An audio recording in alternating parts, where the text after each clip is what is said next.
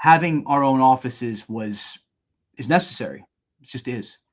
So we have, so in answer, we have 2 offices in Cebu.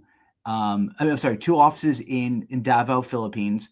We have 1 small office in Cebu, and they're doing a lot of the SafeBase initiative over there too.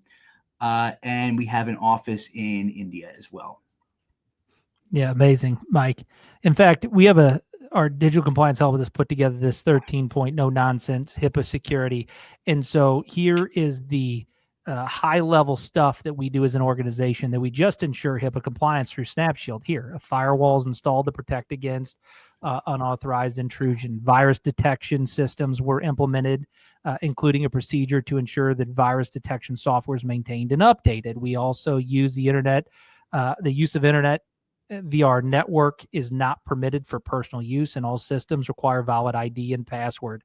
Users are not permitted to allow the other person or entities or the use of their unique user ID or passwords, smart cards, or other authentication information.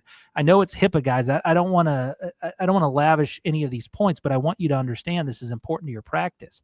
We make sure that users log off the system before going to lunch, taking breaks, and when they end their shift for the end of the day. All terminals have passwords protected screensavers that are activated after 5 minutes of inactivity, and they automatically log them out of the system after 15 minutes. All users change their passwords at least every 3 months.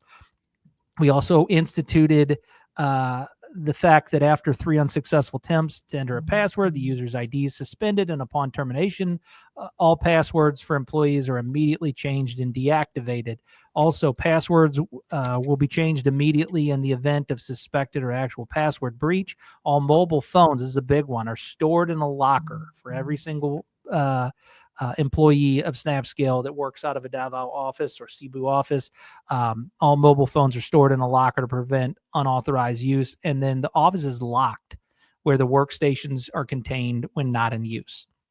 And so there's 2 additional points here that are kind of like 13.5. These should be self-explanatory, but we add them in here anyway so that you know we never use personal email accounts or work do personal work on a personal computer. These are company-based assets.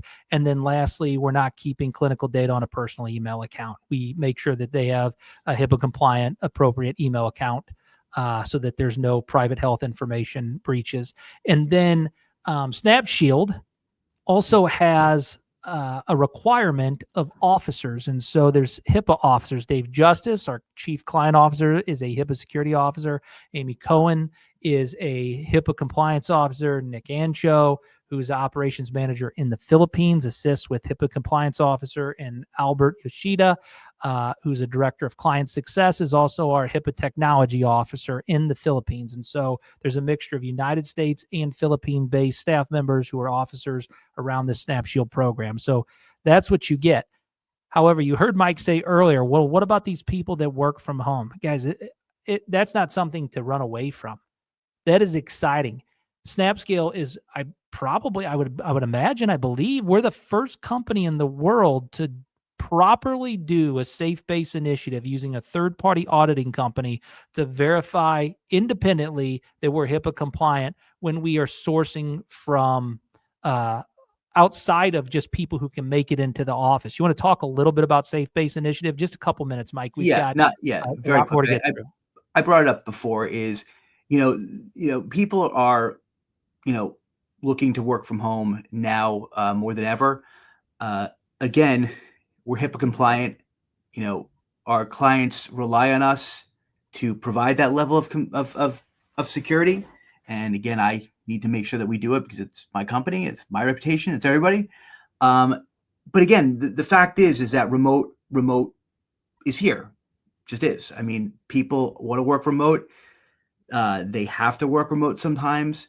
And how this started was sometimes that there's issues like we had COVID where people had to work from home, right? There's issues where people just can't come in for one reason or another. And we didn't want them to necessarily be off work because that would impede our clients' progress. But we couldn't just have them work from home. This isn't like a basic account. They had to be safe. It had to be compliant. They needed to check the boxes to be HIPAA compliant. So we created this SafeBase initiative, which is literally just the same way when I said due diligence is key to setting up your account, right? It's the same thing with setting up a workspace in their home. And this is digital compliance helped us put this together as well. And we have someone that's trained to go into the person's house, make sure that everything is checked, all the boxes are checked, that everything is created in line with what makes it HIPAA compliant. All right. And then there are audits that are done on a regular basis to make sure that that workspace is still that same way than where we left them.